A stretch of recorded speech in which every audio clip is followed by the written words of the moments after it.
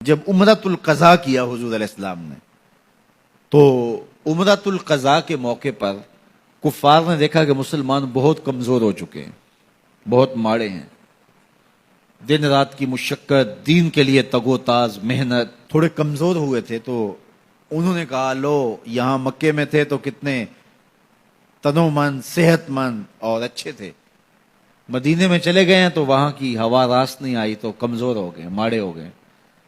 تو حضور علیہ السلام نے صحابہ کو کہا جب طواف کرو تو پہلے 3 چکر رمل کے طور پہ جو ہے وہ کندھے اچکا کے، جس اکھاڑے میں پہلوان نہیں چلتا چھوٹے چھوٹے قدم بڑھتے ہوئے، کہا پہلے 3 چکر یوں لگاؤ تاکہ ان کو بتاؤ کہ ہم ماڑے نہیں، ہم تگڑے ہیں۔ اللہ اکبر۔ تو پہلے 3 چکر کفار کو جلانے کے لیے اور پھر دوسرے 4 چکر رب کو منانے کے لیے۔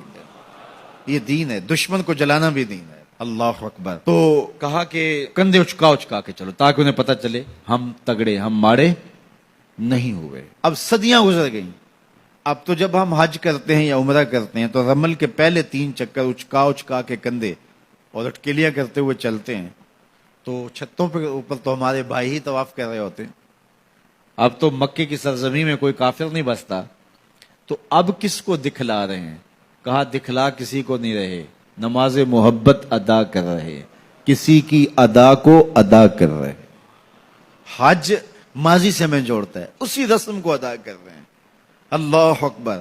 دیکھیے مؤذن کے لیے جب وہ اذان دے تو کیا کہے؟ حی علی الصلاۃ، حی علی الفلاح۔ جب حی علی الصلاۃ کہے تو چہرہ ادھر پھیرے، جب حی علی الفلاح کہے تو رخ ادھر پھیرے۔ تحول وجہ، چہرے کا پھیرنا، یہ مسنون ہے۔ کیوں؟ اس لیے کہ اذان جب دے رہا ہے وہ چھت پہ کھڑا ہے، حضرت بلال حبشی ایک انصاری صحابیہ کے چھت پہ، اونچا چھت تھا، اس پہ کھڑے ہو کر کے جو ہے وہ اذان دیا کرتے تھے۔ پھر اس کے بعد یہ میزنا، مینار جس کہتے ہیں، اس کو عربی میں کہتے ہیں میزنا۔ میزنا کا معنی اذان دینے کی جگہ۔ یہ اب منار بطور علامت بنائے جاتے ہیں، وہ یاد تازہ کر لی جاتی ہے ماضی کی، اور مینار کا اب مقصد وہ نہیں رہا، صرف اس یاد کو باقی رکھا گیا ہے۔ تو یہ میزنا، اذان دینے کی جگہ، اونچی جگہ پہ کھڑے ہو جاؤ، پوری بستی میں اذان کی آواز جائے۔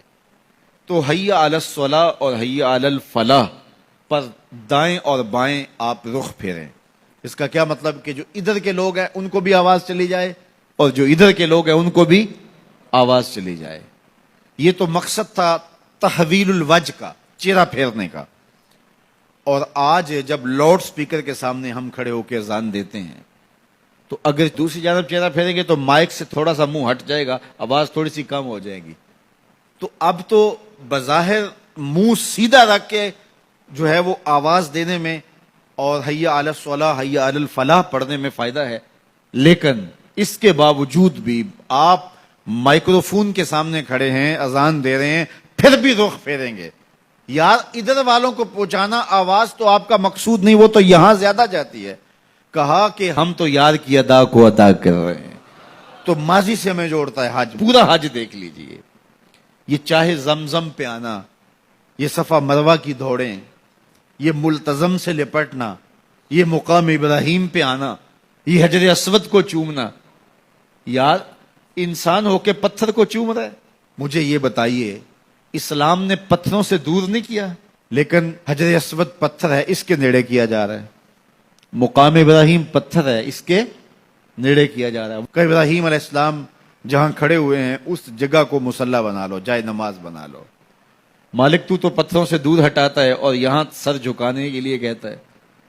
فرمایا کہ یہی تو میں بتانا چاہتا ہوں، محبت کی اگر بولی سمجھتے ہو تو اپنے ڈیرے سے یار کا ڈیرا اچھا لگتا ہے۔ اتنی دیر تک تمہارا طواف نہیں مانوں گا جب تک وہاں پیشانی نہیں رگڑو گے جہاں یار کے قدم آئے۔ اللہ کے گھر کا طواف کر لیا، کسر باقی نہیں رہی، لیکن کہا کہ قبول تب ہوگا جب 2 رکعتیں پڑھو گے۔ کہاں؟ مقام ابراہیم پہ۔ میرے گھر کا طواف کر لیا، لیکن محبت کی زبان سمجھتے ہو تو اپنے ڈیرے سے یار کا ڈیرا اچھا لگتا ہے، تمہیں یہاں ماتھا رگڑنا پڑے گا جہاں میرے خلیل کے قدم آئے۔